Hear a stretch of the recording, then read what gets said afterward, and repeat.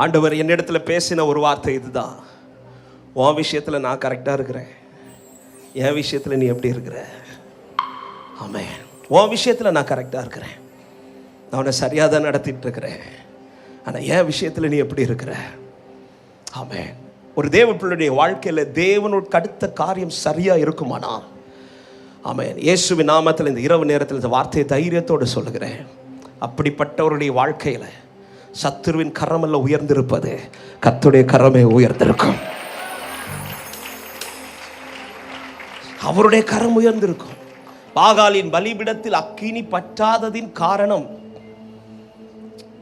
ஆமென், அவங்களுக்கு தெய்வத்தால் அக்கினி இறக்க முடியுமான்னு கேட்டா அவங்க ஒருவேளை செய்திருந்திருக்கலாம். அதனால தான் அந்த சவாலுக்கு ஓகே சொல்றாங்க.